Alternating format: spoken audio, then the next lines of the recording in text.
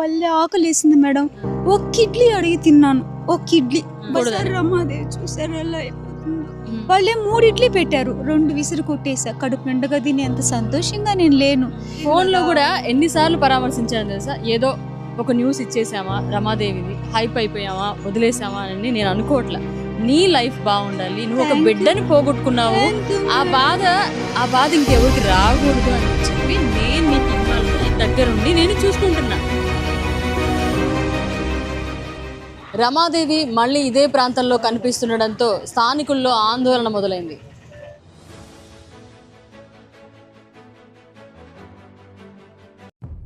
Sir పొద్దున వచ్చారు sir. Ramadevi ఏమ్మా ఎప్పుడు వస్తావన్నారు. హాస్పిటల్ దగ్గర కూర్చోని నేను శనివారం సాయంత్రం వస్తాను సార్ అన్నాను.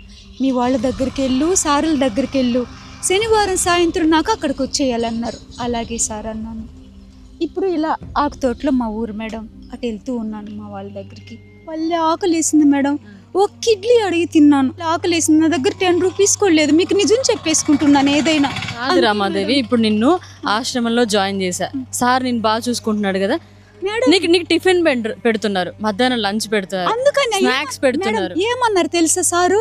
రమాదేవి మీకు చెప్పకుండా వెళ్ళను సార్ అన్నావు. ఆ మాట మీద ఉండవు అమ్మ 5 రోజులు, నిన్ను నేను పంపిస్తున్నా, ఈ మాటలో నాకు నచ్చావు నువ్వు అన్నారు సారు. సరే రమాదేవి, ఒక్కటైతే గుర్తుపెట్టుకో. చెప్పను మేడం, అబద్ధం చెప్పను. రమాదేవి చూసారు ఎలా అయిపోతుందో. ఎందుకు అయిపోతుంది అలా?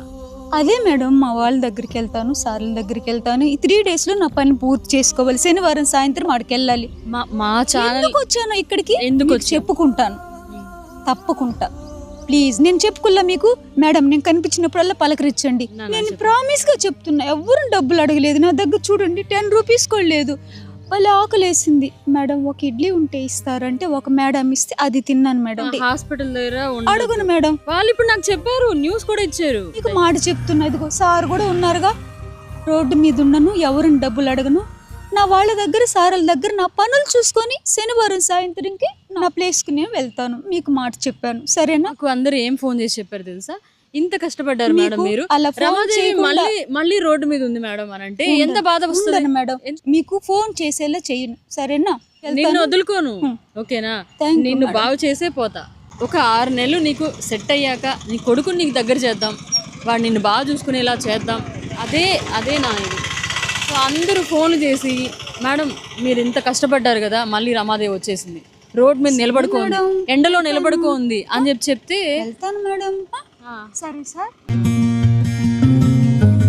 నేను చివరి వరకు మోసే నెల నీదేగా.